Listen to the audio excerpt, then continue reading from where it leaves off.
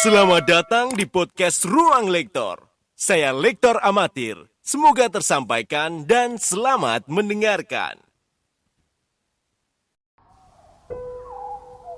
Bacaan dari Nubuat Daniel.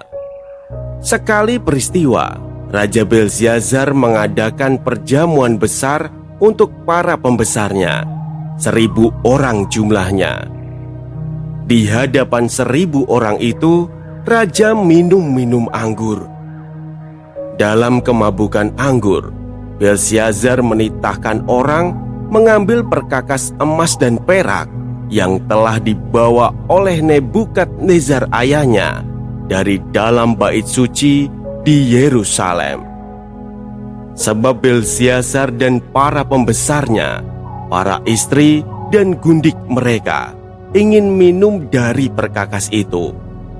Maka dibawalah perkakas emas dan perak yang dirampas dari dalam bait suci, rumah Allah di Yerusalem.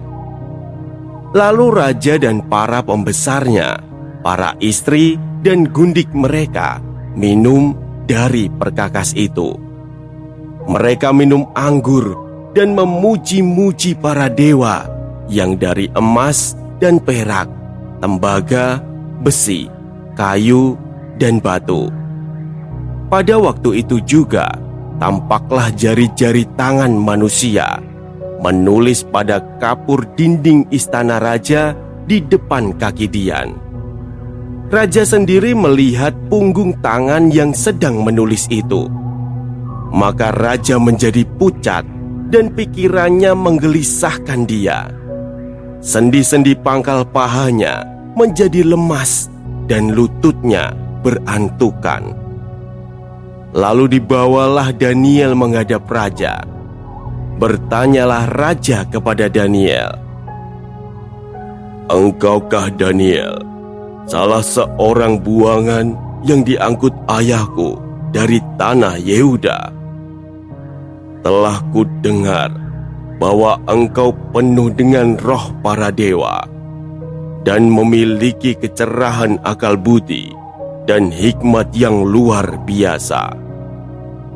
Aku pun telah mendengar bahwa engkau dapat memberikan makna dan dapat menguraikan kekusutan. Oleh sebab itu, jika engkau dapat membaca tulisan itu dan dapat memberitahukan maknanya kepadaku, maka kepadamu akan dikenakan pakaian dari kain ungu, dan pada lehermu akan dikalungkan rantai emas. Dan dalam kerajaan ini, engkau akan mempunyai kekuasaan sebagai orang ketiga."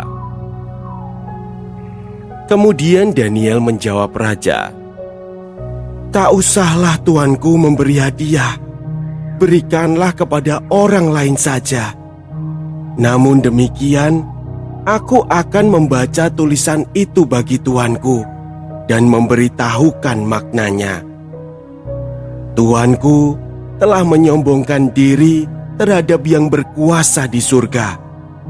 Perkakas dari baitnya dibawa orang kepada tuanku. Lalu tuanku dan para pembesar, para istri, dan para gundik tuanku telah minum anggur dari perkakas itu.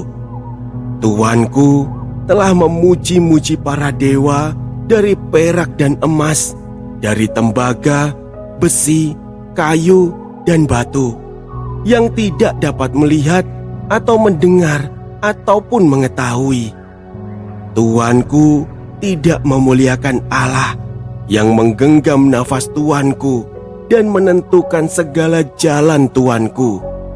Sebab itu, ia memerintahkan punggung tangan itu dan dituliskanlah tulisan ini. Beginilah tulisan itu: Mene, Mene, Tekel, Urvasin. Dan beginilah makna perkataan itu. Mene artinya masa pemerintahan tuanku dihitung oleh Allah dan telah diakhiri. Tekel artinya tuanku telah ditimbang dengan neraca dan didapati terlalu ringan. Urvasin, kerajaan tuanku dipecah dan diberikan kepada orang Media dan Persia. Demikianlah sabda Tuhan.